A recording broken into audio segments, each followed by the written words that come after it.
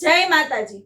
જ્યોતિષ શાસ્ત્રમાં ગણાતા ધન, વૈભવ, પ્રેમ અને ઐશ્વર્યના દાતા ગણાતા શુક્રદેવ ટૂંક સમયમાં એક મોટો ચમત્કાર કરવા જઈ રહ્યા છે, જેનાથી કેટલીક રાશિઓના નસીબ સોનાની જેમ ચમકી ઉઠશે। અને શુક્ર જ્યારે પણ પોતાની રાશિ કે નક્ષત્ર બદલે છે, તેની સીધી અસર માનવ જીવન પર પડે છે। આ વખતે જુલાઈ મહિનાના અંતમાં એટલે કે આવનારી 29 તારીખના રોજ વહેલી સવારે 4:56 શુક્રદેવ પૂર્વ ફાલ્ગુની નક્ષત્રમાંથી નીકળીને ઉત્તરા ફાલ્ગુની નક્ષત્રમાં પ્રવેશ કરવા જઈ રહ્યા છે। શુક્રનું આ ગોચર આગામી 11 ઓગસ્ટ સુધી ચાલશે। તો આ દિવસો દરમિયાન 3 ભાગ્યશાળી રાશિઓ માટે અદ્ભુત રાજયોગ બની રહ્યા છે અને આ નક્ષત્ર પરિવર્તનના કારણે આ રાશિઓને પ્રેમ સંબંધ, કરિયરમાં અને આર્થિક સ્થિતિમાં સુધારો જોવા મળશે અને અઢળક ધન લાભ થવાના યોગ પણ બનશે।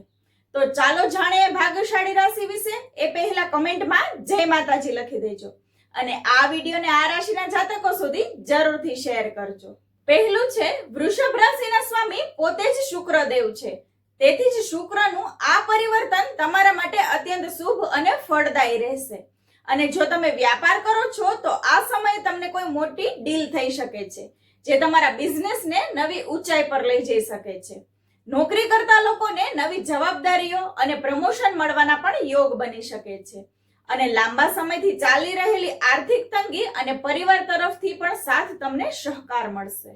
બીજું છે સિંહ રાશિના જાતકો માટે શુક્રનું આ પરિવર્તન પ્રેમ અને કરિયરમાં ખુશીઓ લાવશે। જે લોકોના લગ્ન નથી થયા તેવા લોકોને લગ્નના યોગ પણ બની શકે છે અને જે લોકો ઓલરેડી રિલેશનશિપમાં છે તેમના સંબંધ વધુ મજબૂત થઈ શકે છે અને સંતાન તરફથી કોઈ મોટા સારા સમાચાર મળી શકે છે।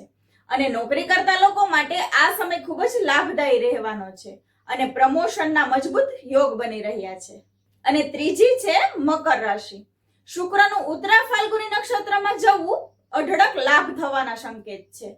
આ સમય દરમિયાન તમારી આવકમાં વધારો થશે અને તમે ભૂતકાળમાં ક્યાંય રોકાણ કર્યું હશે તો તેમાં પણ તમને ફાયદો જોવા મળી શકે છે અને કરિયરમાં આગળ વધવાની ઉત્તમ તકો મળશે, જેનાથી તમારો આત્મવિશ્વાસ વધશે અને તમારા જીવનમાં સુખ, સમૃદ્ધિ, વૈભવ અને પ્રગતિ આવશે। જય માતાજી।